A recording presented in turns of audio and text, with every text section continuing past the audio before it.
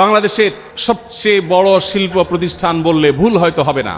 অন্তত এটুকু বলা যায় যে প্রথম 3-4টি বড় প্রতিষ্ঠানের একটি। এরকম একটা প্রতিষ্ঠানের একজন কর্মকর্তা বছর 2-3 আগে আমার সাথে হঠাৎ দেখা। তিনি আমাকে দেখে বেশ আবেগ আপ্লুত হলেন এবং অনেকটা জড়িয়ে ধরলেন এবং বললেন, ভাই, আপনার একটি আলোচনা থেকে আমার জীবনের ভিতরে এমন এক পরিবর্তন আসছে যেটা অকল্পনীয়, অভাবনীয়। তো আমি একটু কৌতূহল হয়ে জানতে চাইলাম কোনটা সেটা। তখন তিনি বললেন, ভাই, আমার জীবনে এমন একটা রোগ হয়েছে, যেই রোগ ট্রিটমেন্ট করার জন্য দেশে বিদেশে বিভিন্ন জায়গায় গিয়েছি, কোনো চিকিৎসা এর আমি পাই নাই। শেষ পর্যন্ত আশাহত হয়ে চাকরি ছেড়ে দিয়ে, শহর ছেড়ে দিয়ে গ্রামে গিয়ে বসবাস করা শুরু করছি এবং মৃত্যুর জন্য অপেক্ষা করছি। এর মধ্যে আপনার একটা আলোচনার ক্লিপ আমার চোখের সামনে আসলো সোশ্যাল মিডিয়াতে, এটা শুনলাম। সে আলোচনাটা ছিল আল্লাহর কাছ থেকে অসাধ্য সাধন করার সময় হলো ভোর রাত, তাহাজ্জুদের সময়। আমি এই আলোচনা পুরোটা শোনার পর ওই রাতেই আমি ঘুম থেকে উঠে ভোর রাতে তাহাজ্জুদ পড়ে আল্লাহর কাছে বুক ভাসিয়ে মন ভরে কাঁদলাম, দোয়া করলাম।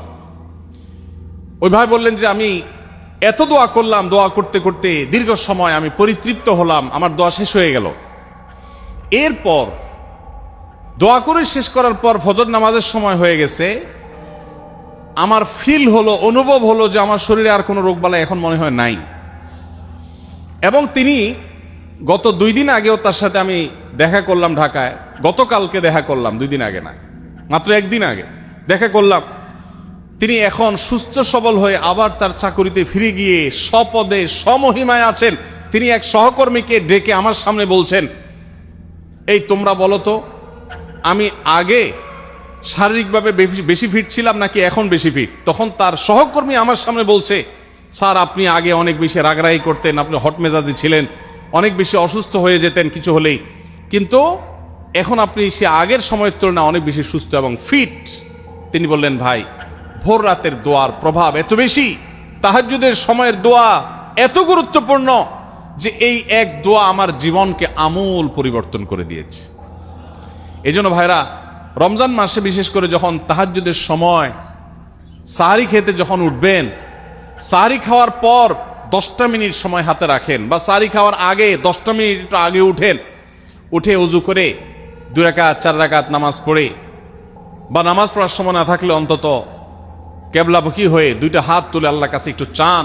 নবীজি সাল্লাল্লাহু আলাইহি সাল্লাম বলেছেন, রাতের শেষ প্রহর যখন হয়, দুনিয়ার আসমানে নেমে এসে আল্লাহ বান্দাদেরকে ডেকে ডেকে তাদের প্রত্যেকটা চাওয়া পূরণ করে দেন।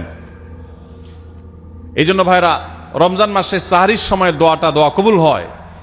রমজান উপলক্ষে বিশেষ করে এই আমলটা, সাহরির সময় আমলটা, আমরা দোয়া করার আমলটা করতে পারি। তাহলে 20 নম্বর আমল হলো তাহাজ্জুদের নামাজ এবং ভোর রাতের দোয়া।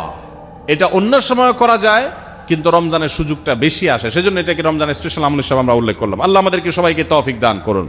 সাহরি খেতে উঠলে একটু দোয়া করবো তো ইনশাআল্লাহ, 2-4 মিনিটের জন্য হলে দোয়া করবো, একাকে নির্জনে আল্লাহর কাছে কেবলামুখী হয়ে। এর চেয়ে বড় দুর্ভাগ্যের বিষয় কি আছে যে আল্লাহ চাওয়ার জন্য ডাকছেন আর আমি অবহেলা করে বসে আছি। ভাইরা আমার, 5 ওয়াক্ত নামাজের জন্য মুয়াজ্জিন আপনাকে ডাকে, কিন্তু ভোর রাতে দোয়া কবুলের জন্য স্বয়ং আল্লাহ আপনাকে ডাকেন।